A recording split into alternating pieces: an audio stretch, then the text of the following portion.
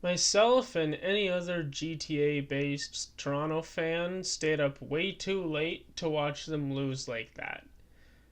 Sceptres lose 6-4 at the hands of the Seattle Torrent in a game that started out looking pretty damn good.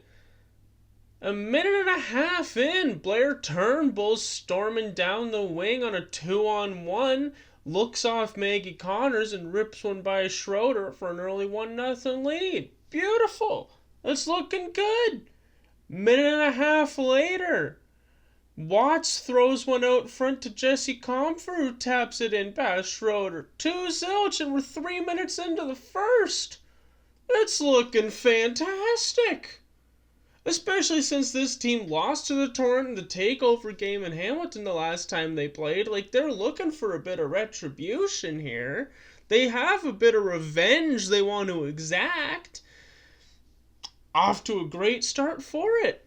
Until 9.5 minutes in, Van Weeren takes an offensive zone tripping penalty. This is the no escape rule really doing its work. That's not the line you want out there to start killing a penalty. And Gentry's been pretty good for the Sceptres. I don't want to say she hasn't been. But she was drafted and signed as an offensive power, as a goal scorer, a forward you can rely on. Hilary Knight is her player to watch, and she completely lost track of her. Like, she was staying puck watching on that far side of the ice, and Knight just completely vanished from her cover, slipped in right behind Kirk. Carpenter to Bilko with a no-look pass across the crease to Knight. Not a whole lot Kirk can do about that. Like, that one's on Gentry. Unfortunately, I don't like pinning specific things on specific people too often. That one's on Gentry. 4 minutes later, Hannah Belko would get one past Kirk as well. 2-2. Game's completely evened up. With 5 minutes left to go in the first, after what looked like a really strong start from Toronto, they completely dissolved. And that's how they leave the first. Getting into the second period then, Lindy Lobdell throws one on from the point, gets tipped by Julia Gosling past Kirk, and Seattle has their first lead of the game. But then, Lindy Lobdell, in her, second game, I think, in the P-Dub with the Torrent, she takes a delay of game penalty 9 minutes into the second period, and Toronto gets a really nice power play goal, that they need that to start picking up, and now they've got 2 power play goals in as many games. Looking good. Callie Flanagan really stepped into one for her first goal of the season. You'll love to see that. And now it's tied back up to 3-3. There's half the game left. There's 10.5 minutes into the second. Loads of time left for them to get ahead of this. $1:45 into the third, Julia Gosling, the very person that gave the Torrent the lead in the second, takes a hooking penalty on Van Weeren. Okay. Toronto's got a power play here. Their power play has started to work a little bit. They have a chance. They can get going. They can get the lead early in the third. It would be beautiful. Magia scores on a breakaway. Jailbreak goal for the Torrent. Lead goes back to Seattle. And that's one that Toronto, I don't know what they were doing. Like, they looked completely deflated on that goal. I don't know, like, their passes were messy and sloppy. There was no hustle. There was no urgency in their game. They were kind of just moving the puck around, and Agia took advantage of the lethargic nature of their play. Picked the puck up, went on a breakaway, ripped one by Kirk's low blocker. One that she's definitely going to want back. Not too long after that, Gia and Shelbeen get into it in the corner when Seattle has a bit of pressure. Shelbeen's probably a little pissed off, trying to spark a bit of life, and Gia's fighting back. And Monroe, in her first game back, good to see Monroe in the lineup again off LTIR, kind of goes in to defend her teammate and winds up taking a cross-checking penalty to cancel out the roughing that Gia got on Shelbeen. So now what could have potentially been a power play winds up being 4-on-4. Isn't great, but also I respect Monroe for standing up for a team. That's what you want out of an assistant captain for sure. Unfortunately, on this 4-on-4, Megan Carter is able to score on a 2-on-1, give Seattle a 2-goal lead, the biggest they've had this game. But hey, Toronto blew a 2-goal lead this game. Maybe Seattle can do the same. 3 minutes later, Spooner out front of the net, on her knees, picks up a rebound off of Schroeder, maneuvers it around her instead of just trying to smack it through her pad like so many players often seem to do. She actually managed to pull it and throw it in behind Schroeder to get Toronto back within 1. But that'd be the last goal that they get. And then 10 minutes later, Jesse Eldridge ripped one by Kirk as well in the exact same spot that Gia scored on her breakaway. And I guess Seattle did their scouting, because it seems like if you want to score on Kirk, you shoot low blocker. Those are 2 shots that she definitely would like to have back. This is a win Seattle needed, obviously. This is a win Toronto needed too, especially with Ottawa winning their game earlier. There's not many games left. You know, we're coming up on halfway point of the season now, and in a 30-game season, when wins are worth 3 points, like, at least push this one to overtime.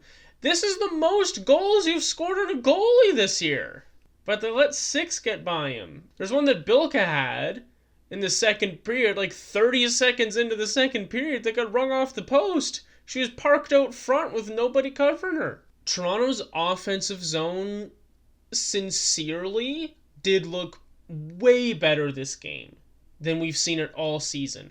There was a lot more movement, a lot more cycling. You know, everything I've been saying that they've been needing to do, they did. And that was great. It was really good to see. And it worked for them. Most goals on a goalie this year. Their power play's gotten going. You know, Flanagan got her first of the season. It's great. Their offensive zone looked stupendous. Their defensive zone suffered so much, though. And I can't even say as a result, because they're two different things. It's not like their strategy is pinch way down low. No. They just, I don't know if they're burning all their energy with how much they're moving on offense. That's possible. But, like, their defensive zone was so rough. They let out so many rushes, so many 2-on-1s, so many breakaways, and Kirk made some really good saves this game. Don't get me wrong. She seems to have that one weak spot on her low blocker, but she made some really good saves this game. But Toronto, the chances they gave up, and they weren't cruddy, lackluster chances either. They were grade A, like 2-on-1, you know, Seattle getting in behind them, behind the play, backdoor. Like, those types of chances that they gave up were numerous. Kirk's been great for them this year. But you can't be leaning on her that much. This game was very, very, very, very even.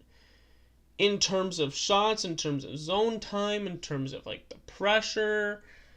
A really close, tight, evenly matched game. Did Toronto get as many 2-on-1s as Seattle? No. Did Toronto get as many breakaways as Seattle? No. Seattle really took advantage of Toronto's inability to play hockey in their own zone. I don't know what it is that when one part of their game can get going, with their offensive zone getting better, their power play starting to work, that the other part of the game, their defensive zone, which hasn't looked great all season, managed to somehow get worse. Like that second period, like the game was very fast, but the second with the long change, it slowed down a bit. They looked so deflated in that second period. And it seems like they only were able to pick themselves back up and get back in it because they were given a power play.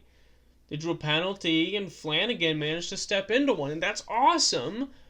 But that's not a chance you're going to get every game. That's the game telling you you need to be offensive now. You need to try to score now. You can't rag the puck and try to play defensive hockey when you're down one, which you shouldn't be doing anyway. But like, they looked so deflated, and if it weren't for that penalty that getting taken, I don't know if they would have managed to get out of that. And then a good play in the third by Spooner staying with the puck, and they're trying to pressure a little bit. They looked so like the team seems like they face any amount of adversity.